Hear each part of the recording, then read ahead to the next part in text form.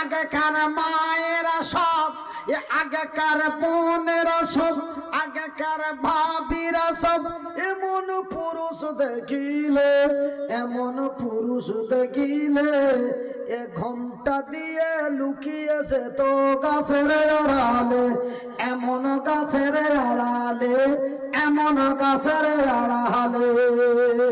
এখনকার মেয়েরা সব, এখনকার বোনেরা সব, এখনকার মেয়েরা সব, এখনকার বোনেরা সব এমন পুরুষ দেখিলে, এমন পুরুষ দেখিলে ধাক্কা দিয়ে রাস্তায় চলে, আখেরি জামানায় এসেছে। এটাও কি মিথ্যা? এটাও কি বানানো? এ বর্তমানের ছেলেরা সব কারা কারা? এ বর্তমানের ছেলেরা সব, এ বর্তমানের মেয়েরা সব, এ বর্তমানের ছেলেরা সব, এ বর্তমানের মেয়েরা সব রেল গাড়িতে যায়। কোন গাড়িতে যায়? কোন গাড়িতে? এ বর্তমানের ছেলেরা সব, এ বর্তমানের মেয়েরা সব বাস গাড়িতে যায়, এ রেল গাড়িতে যায়। দেখলে দাড়ি মাথায় টুপি লাদেন চাচা কই, কয় না?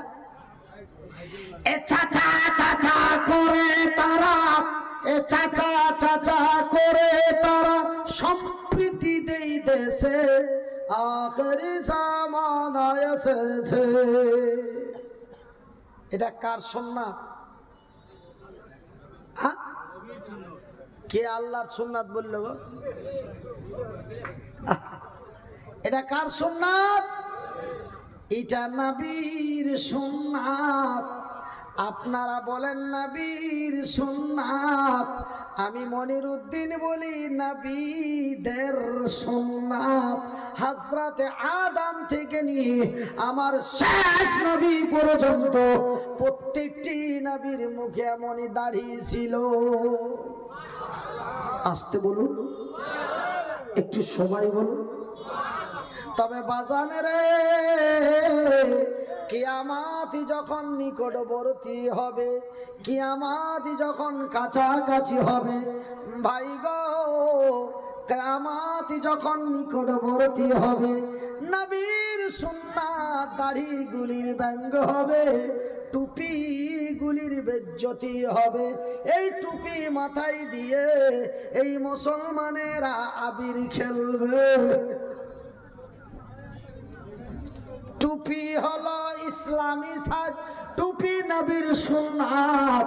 কিন্তু এই মুসলমানের বাচ্চারা, এই মুসলমানের সন্তানেরা নিজেকে মুসলমান দাবি করে, নামটা রাখে আব্দুল্লাহ, নাম রাখে আব্দুর রহিম, সকাল সন্ধ্যা গরুর মাংস খায়, আবার টুপি মাথায় দিয়ে আবির খেলা। কি গো, এই হলো কিয়ামতের চিত্র, এই হলো কিয়ামতের আলামত।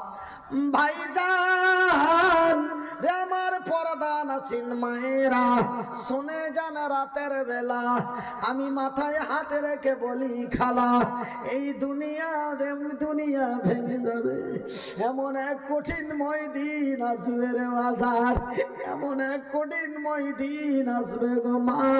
সেই দিন আমার আল্লাহ তার ফেরেশতা জিবরাইলকে বলে, আজ ইসরাফিলকে বলে দেবে, ইসরাফিল রে আমি আল্লাহ তোরে এক দায়িত্ব দিয়েছি, সেই দায়িত্ব মোতাবিক আমার দেওয়া যন্ত্রটাতে ফুঁক দিয়া দে। যন্ত্রটির নাম কি রে? যন্ত্রটির নাম হলো সিংহা। আমার আল্লাহর যখন অর্ডার হয়ে যাবে, ওই ইসরাফিল আল্লাহর দেওয়া মেশিন যন্ত্রতেই সিংহাটা দে করে ফুঁক দিয়ে দেবে। বাজানেরে যখন ফুঁক দিয়ে দেবে, আমার আল্লাহর পবিত্র কোরআনটি খুলে দেখুন, আমার আল্লাহ তার নিজের ভাষায় বলেন, বিসমিল্লাহির রহমানির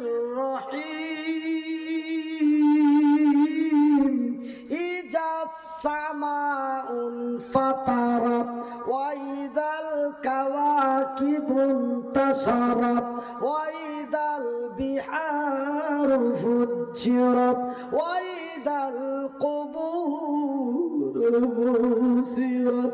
সেই দিন আমার আল্লাহ তার ফেরেশতা ইসরাফিলকে বলবে, ইসরাফিল তার সিংহায় ফুঁসিয়া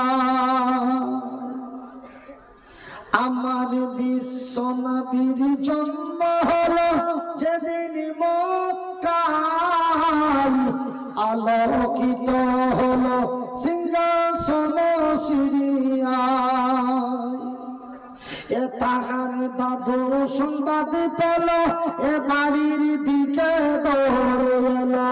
এ তাহার দাদু সংবাদ পেল, এ বাড়ির দিকে দৌড়ে এলো।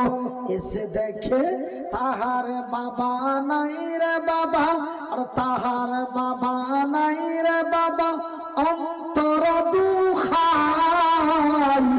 আমার বিশ্ব নবীর জন্ম হলো যেদিন মক্কায়, আলোকিত হলো সিংহা, আলোকিত হলো সিংহা সোনো সিরিয়ায়। আমার বিশ্ব নবীর জন্ম হলো যেদিন মক্কায়। নিয়ে গেলেন মা হালিমা, এ সবাই তারে মারে তানা। এ নিয়ে গেলেন মা হালিমা, এ সবাই তারে মারে তানা। বকরিও উটের দুধে বরকত ছড়ায়। আমার বিশ্ব নবীর জন্ম হলো যেদিন মক্কায়, আলোকিত হলো সিংহা, আলোকিত হলো সিংহা সোনো সিরিয়ায়। আমার বিশ্ব নবীর জন্ম হলো যেদিন মক্কায়। তিনি হবেন বিশ্বের নবী, এটাই হলো তিনার খুবই। তিনি হবেন বিশ্বের নবী, এটাই হলো তিনার খুবই। রাহমাতুল লিল আলামিন, আরে রাহমাতুল লিল আলামিন, এটাই যে আমার নবীর পরিচয়। আমার বিশ্ব নবীর জন্ম হলো যেদিন মক্কায়, আলোকিত হলো সিংহা, আলোকিত হলো সিংহা সোনো সিরিয়ায়। আমার বিশ্ব নবীর জন্ম হলো যেদিন মক্কায়। সম্মানিত আজকের সভার সভাপতি, আগত ওলামায়ে ইকরাম, অত্র এলাকা থেকে ছুটে আসা দিনদার ইমানদার ইসলাম দরদি ভাই এবং বন্ধুরা, বয়োজ্যেষ্ঠ বাবারা, স্নেহের কচি ছেলেরা, পর্দায় বসে থাকা মা ও বোনেরা, প্রশংসা ওই মহান আল্লাহর, যেই মহান রব্বুল আলামিনের অশেষ দয়ায়, অশেষ মায়ায় আমরা সন্ধ্যা রাত্রি থেকে গভীর রাত পর্যন্ত আমরা এক খোলা আকাশের নিচে বসে আল্লাহ ও তার রাসূলের বিধি বিধানের কথা শুনছি। তাই একবার মহব্বতের ভালোবাসা দিয়ে আমার আল্লাহ রাব্বুল আলামিনের শুকরিয়া আদায় করে বলি আলহামদুলিল্লাহ। তারপরে পরে আমাদের ধর্মের গুরু, ধর্মের নেতা, দো জাহানের নবী, নবী মুহাম্মদুর রাসূলুল্লাহ বলুন সাল্লাল্লাহু আলাইহি ওয়াসাল্লাম। তিনার প্রতি শত কোটি দুরুদ ও সালাম। আমার ভাইরা, আজকে আপনাদের এই মাহফিল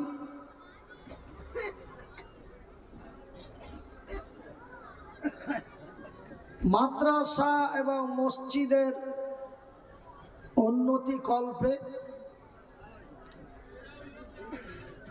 হতো পোস্টারে, যদিও মাদ্রাস মসজিদ সম্পর্কে ময়দান মসজিদে আমাদের অনেক টাকা পয়সার প্রয়োজন। সেই মসজিদ নির্মাণ উপলক্ষে এই দিনই মাহফিলের আয়োজন করা হয়েছে। আমি পবিত্র আল কোরআনের 2টা সূরা থেকে ছোট্ট ছোট্ট 2-1টি আয়াত পাঠ করেছি।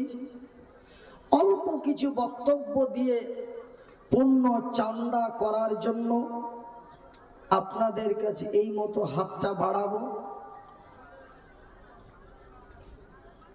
সেহেতু আপনারা মসজিদের দানের কথা শুনে বাড়ির দিকে কেউ চলে যাবেন না। তো আমার ভাইয়েরা, আমার বন্ধুরা, আমি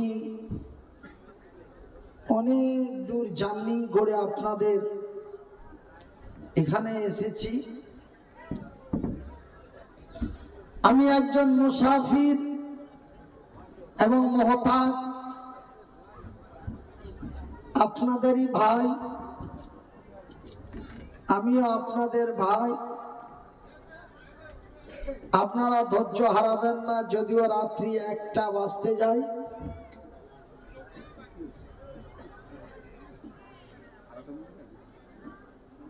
যদিও রাত্রি 1টা বাজতে যায়, তবুও আপনাদের কাছে অনুরোধ করি, আপনারা একটু ধৈর্য ধরে বসুন। ইনশাআল্লাহ কিছু আলোচনার পরে মসজিদের জন্য কিছু আদায় বা চাঁদা কালেকশন করা হবে। তারপরে শেষ আখেরি মুনাজাত হবে। তারপরে মনে হয় কিছু তবারকের ব্যবস্থা আছে নাকি? না, তবারকের ব্যবস্থা নাই। তো যাই বা হোক, আপনারা আমার জন্য একটু খাস দোয়া করবেন। আর আজকে আমি মনিরউদ্দিন আপনাদের নিয়ে গভীর রাত্রে যেই সময়টাতে আল্লাহ রাব্বুল আলামিন বান্দার কথা শোনে,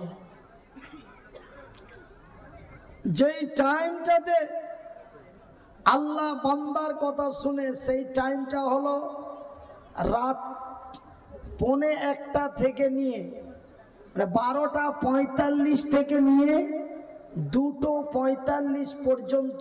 এই সময়টির মধ্যে আমার আল্লাহ বান্দার কথা শোনে। বান্দারা যাহা বলে আমার আল্লাহ তা গ্যারান্টি সহকারে শুনেলেন। এবং এই টাইমটাতে আমার আল্লাহ তার ফারিস্তাদের কাছে নিজের ফখর করে গৌরব করে বলে, দেখ দেখ, এদের বানাতে নিষেধ করেছিলি, দেখ তোরা বলেছিলি মাটি দিয়ে মানুষ বানাবেন না, এদের চরিত্র খারাপ, এদের ব্যবহার হবে খারাপ, এরা ভাই বোন চিনবে না, এরা আত্মীয় স্বজন বুঝবে না, এরা ঠিক মতো তোমার ইবাদত করবে না, এদেরকে বানাবে না, এরা অত্যন্ত, এরা হবে জাহান্নামের জ্বালানি, এরা হবে জাহান্নামের লকড়ি, এদেরকে বানাবেন না, তোরা নিষেধ করেছিলি। আল্লাহ বলবেন তার ফারিস্তাদেরকে, তোরা নিষেধ করেছিলি, দেখ দেখ এরা সুন্দরী সুন্দরী বউ আরামের ঘুম হারাম করে, দেখ খোলা আকাশের নিচে বসে আমার দিনের কথা শুনছে। একটু আস্তে বলুন, একটু আস্তে বলুন। অনেকেই ঠোঁটটা চেপে ধরছেন যেন বলতে না হয়, বললে মনে হয় পাপ হবে। সবাই আওয়াজ ছেড়ে বলুন আল্লাহু আকবার। আমার ভাইয়েরা, আমার বন্ধুরা, এই সময়টাতে আমি মনিরউদ্দিন আপনাদের নিয়ে একটু খাস দোয়া করব। আপনারা একটু চুপচাপ বসুন। আমাকে অনেকেই বলে, আজকে যেমন আমি আসছিলাম তখন আমাকে বলছিল যে একটু বেশি বেশি নবীর জীবনীর কথা যেন হুজুর আলোচনা করে, নবীর জীবনী যেন একটু বেশি বলে। তবে ভাই আমার একটা কথা মনে পড়ে গেল, এক জায়গাতে নবীর জীবনীর আলোচনা হচ্ছে। জীবনী মানে যে তার নিজের জীবনের ঘটে যাওয়া, তার বাল্য বয়স থেকে নিয়ে তার বৃদ্ধা বয়স পর্যন্ত তার জীবনে কি ঘটলো, এটাকেই বলা হয় জীবনী। তার কল্যাণটাই কি হলো, তার অকল্যাণটাই কি হলো, তিনি কতটাই শান্তি পেলেন, তিনি কতটাই অশান্তিতে জীবন যাপন করলেন, এই তার জীবনের গল্পটাকেই বলা হয় জীবনী। তো ভাইজান, এক জায়গায় আমার বয়স তখন প্রায় 19 থেকে 20 বছর বয়স ছিল। আমি এক জায়গায় ওয়াজ শুনছি আর হুজুর ওয়াজ করছে। হুজুর ওয়াজ করতে করতে সেই মানে যে কি এমন নবীর একটি করুণ কাহিনী, যে নবী খিদার জ্বালায় পেটে পাথর বেঁধে, তারপরেও কাফের বেদিনেরা অন্যায় অত্যাচার ভাবে আমার রাসূলের উপরে জুলুম করে। নবীর অনেক সাহাবীরা খিদাই জান বাঁচে না, এতই যেন খিদা, এতই যেন খিদা। আমার ভাইয়ের, আমার বন্ধুরা, আমার একজন নবীর সাহাবী খিদা সহ্য করতে না পেরে, নবীর মুখের চেহারার দিকে না দেখতে পেরে, ওই আল্লাহর সৈনিক নবীর সাহাবী বলেন, ইয়া রাসূলুল্লাহ, ইয়া হাবিবাল্লাহ, নবী গো খিদায় আর জান বাঁচে না, আমার রাসূলের চেহারার দিকে দেখা যায় না। ইয়া রাসূলুল্লাহ, ইয়া হাবিবাল্লাহ, নবী গো একবার আল্লাহর দরবারে বলুন যেন আমাদের খাবারের কিছু ব্যবস্থা হয়ে যায়। আমার রাসূল দয়ার হাবিব উত্তরের জবাব দিয়ে বললেন, রে আল্লাহর সৈনিক, রে নবীর সাহাবী, শোনো রে, আজকে আমি খিদার জ্বালায় পেটে পাথর বেঁধে আছি। পাথর বাঁধানোর দরকার নাই, আমি যদি আমার আল্লাহকে একবার বলি রে, এই পৃথিবীতে অর্থের অভাব থাকবে না। আমি যদি আমার আল্লাহকে একবার বলে দিই, ওই যে সামনের উহুদ পাহাড়টা দেখছো, এই পাহাড়টারে আমার আল্লাহ সম্পূর্ণ সোনা বানিয়ে দিতে পারে। আসতে বলুন, আসতে বলুন, নাই দেখবে এই উহুদ পাহাড়টাকে সোনা বানিয়ে দিতে পারে। কিন্তু আমি ধন দৌলত টাকা পয়সার জন্য এই জগতে আমার আল্লাহ আমারে পাঠায় নাই, বা আমি আসি নাই, আমি এসেছি আল্লাহ ও তার রাসূলের সত্যতা প্রতিষ্ঠিত করার জন্য। জোরে বলুন ভাইজান। এইভাবে নবীর জীবনের কথা শুনতে শুনতে অনেকেই নিজের দুঃখ প্রকাশ করতে না পেরে বুকের বুক ফেটে, চোখ দিয়ে অঝর নয়নে ঝরঝর ঝরঝর করে পানি ঝরে ঝরে, যেন তারই মুবারক গুলি টপ টপ করে ভিজে ভিজে যেন তার জামার সামনে গুলি ভিজে যায়। শ্রোতারা এমনি করে কানতে আসে, আর মনিরউদ্দিন হুজুর নবীর জীবনের বক্তব্য দিতে আসে। বক্তব্য দিতে দিতে দিতে দিতে শেষের বেলায় বলে, রে নবীর আশিকেরা, রে নবীর প্রেমিকেরা, যারা নবীকে অতি ভালোবাসেন, যারা নবীকে অতি মহব্বত করেন, আমার নবী, আল্লাহর নবী, দয়ার নবী বলেছেন, মাম্বানা লিল্লাহি মাসজিদান বানাল্লাহু লাহু বাইতান ফিল জান্নাত। কোন আল্লাহর বান্দা আসো রে, কোন আল্লাহর বান্দি আসো গো, এই আমার নবী দয়ার হাবিব বলেছেন মান বানা লিল্লাহি মাসজিদান বানাল্লাহু লাহু বাইতান ফিল জান্নাত। যারা আল্লাহর ঘর বানায় আল্লাহ তাদের ঘর বানায়। আমার আল্লাহর ঘর বানা হয় আল্লাহর জমিনে, আমার আল্লাহ বান্দার ঘর বানাই তার জান্নাতে। আছেন কোন আল্লাহর বান্দা একজন দাঁড়িয়ে বলবেন টাকা 10,000 দিব? যেই লোকগুলো কাঁদছিল রে বাবা, নবীর মহব্বতে নবীর ভালোবাসায় যে লোকগুলি ঝরঝর করে চোখ দিয়ে পানি ঝরাচ্ছিল, ওই লোকগুলি তখন এমন করে লুঙ্গি সাঁটা দিয়ে টান দিল বাড়ি, বলে আর ওয়াজ শোনা যাবে না, এখন হুজুর আর ওয়াজ করবে না, এখন হুজুর মাল নিবে। তুই নবীর আশিক, তুই নবীর আশিক নয়, তুই হলি নবীর সবচাইতে বড় দুশমন বা শত্রু। তুই অভিনয় করছিলি, চোখ দিয়ে জল ঝরিয়ে তুই অভিনয় করছিলি। কেন? নবী বললেন যারা আল্লাহর ঘর বানায় তারা জান্নাতে ঘর বানায়। এই নবীর মহব্বতের ভালোবাসা রেখে এই মসজিদের জন্য কেউ 500 টাকা দিবি ভাই, ও তো টাকা দেওয়া দূরের কথা, ও নিজেও চলে গেল, অন্যজনকেও আবার ফুসলে নিয়ে চলে গেল। চলো গো ভাই, রাত অনেক হয়েছে, হুজুর আর ওয়াজ করবে না, এখন টাকা নিবে। ও গেল, ও আরো 2 জনকে তুলে নিয়ে গেল, আর ও বলে যে কি আমি নবীর আশিক, নবীর জীবনের আলোচনা করুন। ভাই, নবীর জীবনের আলোচনা শুনে বুক ফাটিয়ে জল ফেলা, এর নাম নবীকে ভালোবাসা নয়। আল্লাহ নবীর কথাগুলিকে মেনে চলা, নবীর কথাগুলির সম্মান দেওয়া, এর নামই হলো নবীকে মানা। এর প্রমাণ হলো, এর পরিচয় হলো নবীকে ভালোবাসা।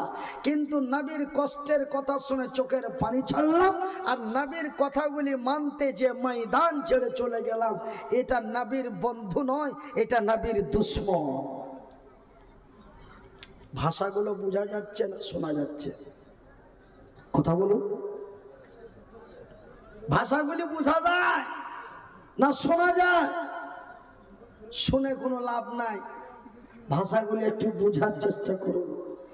কারো কথাকে অনুসরণ করে চলার নাম হলো তার শ্রদ্ধা জ্ঞাপন করা, তাকে মেনে নেওয়া। তবে ভাইজান, আমার নবী, আল্লাহর নবী, দয়ার নবী, বিশ্বের নবী, নবীদের নবী, নবী কুলের নবী, আমার নবী, নবী মুহাম্মদুর রাসূলুল্লাহ, বলুন সাল্লাল্লাহু আলাইহি ওয়াসাল্লাম। আল্লাহর নবী, দয়ার নবী, বিশ্বের নবী বললেন, রে আমার বিশ্ব জগতের নর নারীরা, রে আল্লাহর বান্দা এবং বান্দিরা, আমি নবী তোমাদের ভবিষ্যৎ কল্যাণের কথা বলি। হে বিশ্ব জগতের নর নারীরা, আমি তোমাদের একটি সতর্ক বার্তা দিয়ে যাই। আমার রাসূল দয়ার হাবিব তার উম্মত, তার উম্মতিদের কত ভালোবাসেন। আমার নবী দয়ার হাবিব তার উম্মত, উম্মতিদের কত ভালোবাসেন। বাজানেরা, 1-2 করে আমার আল্লাহর পাঠানো রাসূল কতটি?